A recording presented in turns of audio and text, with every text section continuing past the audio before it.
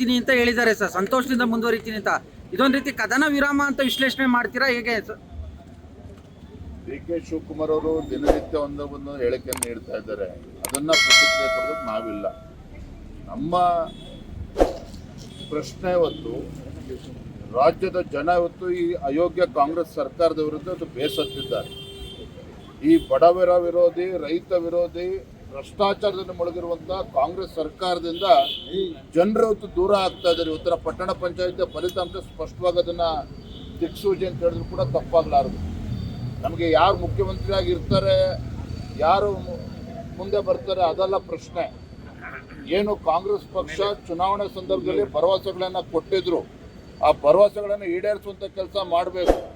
ಇದು ಭ್ರಷ್ಟಾಚಾರ ಮುಳುಗಿರ್ತಕ್ಕಂಥ ಕಾಂಗ್ರೆಸ್ ಸರ್ಕಾರ ರಾಜ್ಯದಲ್ಲಿ ಗುಂಡಿಗಳನ್ನು ಕೂಡ ಮುಚ್ಚದೇ ಇರತಕ್ಕಂಥ ಒಂದು ಕೆಟ್ಟ ಪರಿಸ್ಥಿತಿಗೆ ಸರ್ಕಾರ ಬಂದಿರತಕ್ಕಂಥದ್ದು. ಹಾಗಾಗಿ ಏನೇ ಭರವಸೆಗಳು, ಎಲ್ಲ ಭರವಸೆಗಳನ್ನ ಈಡೇರಿಸಿದ್ದೇವೆ ಅಂತ ಹೇಳಿದ್ದು ಭಾಷಣ ಮಾಡ್ತಾರೆ ಸಿದ್ದರಾಮಯ್ಯನವರು. ಇವರ ಕಪಟ ನಾಟಕ, ಇದರಿಂದ ಜನರು ಬೇಸತ್ತಿದ್ದಾರೆ. ಅದನ್ನ ಈ ರಾಜ್ಯದ ಮುಖ್ಯಮಂತ್ರಿಗಳು ಕಾಂಗ್ರೆಸ್ ಸರ್ಕಾರ ಅರ್ಥ ಮಾಡ್ಕೋಬೇಕಾಗ್ತದೆ. ಲೇಟೆಸ್ಟ್ ಹಾಗೂ ಇಂಟ್ರೆಸ್ಟಿಂಗ್ ಸುದ್ದಿಗಳಿಗಾಗಿ ಬಾಸ್ ಟಿವಿ ಕನ್ನಡ ಚಾನೆಲ್ನ ಸಬ್ಸ್ಕ್ರೈಬ್ ಮಾಡಿ, ಹಾಗೆಯೇ ಬೆಲ್ ಐಕಾನ್ ಪ್ರೆಸ್ ಮಾಡಿ. ಇದರ ಜೊತೆಗೆ ಫೇಸ್ಬುಕ್, ಇನ್ಸ್ಟಾಗ್ರಾಮ್, ಎಕ್ಸ್ ನಲ್ಲೂ ಮಿಸ್ ಮಾಡದೆ ಫಾಲೋ ಮಾಡಿ.